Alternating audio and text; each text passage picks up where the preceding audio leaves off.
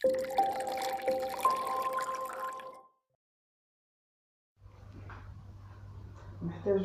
هاد الشباكيه ان شاء الله غنحتاجو 2 كيلو تاع الدقيق. حنا دابا كنقيس تاع 2 كيلو دقيق فورس ممتاز، وجوج وراك 2 كيسان دجاجان طحونين، وكاس تاع اللوز طحون مزيان، و4 معالق الماء طحون تا هو مزيان مغربل، وجوج معالق تاع حبه حلاوه، وجوج خمارات حلوه، قطعة الملحة صغيرة، جوج ملحاح البيض، هادوش البيار باش متطلعش الكشكوشة في المقلة، ومعلقة كبيرة ديال معلقة صغيرة ولا نص معلقة كاع صغيرة ديال خميرة فورية، وجوج كيسان تاع الزهر مرطبين فيهم زعفران الحر، وكاس تاع الخل، وكاس ديال زيت الزيتون، جوج كيسان تاع الزبده، اما جوج كيسان الزبده اما كاس الزبده وكاس الزيت روميه،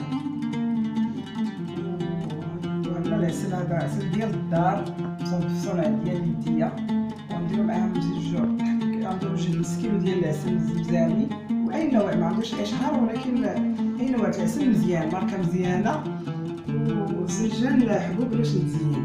ان شاء الله تبقاو معنا تشوفوا الطريقه تهيئ.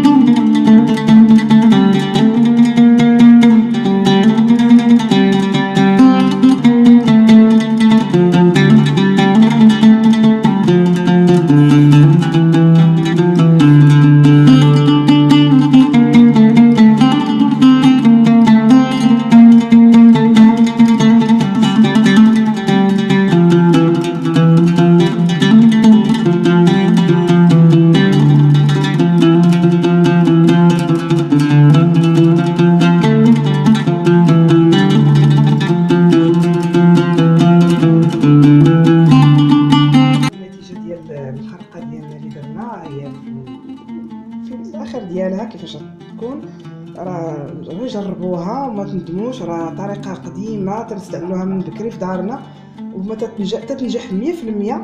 ما تتهرس، ما تتخليش لكم زعما لي ديشي في المقله وداكشي. وانتم راه شاربه العسل وتتجي بنينه ولذيذه. ولا عجباتكم لا غوسيت، ما عليكم غير تشتركوا في القناه ديالي، وان شاء الله راه غتستافدوا من الروتينات اللي كاينين في رمضان. وباقي ان شاء الله غنديروا الجديد ديال التهيئه ديال رمضان. شكرا. لايك لايك لايك.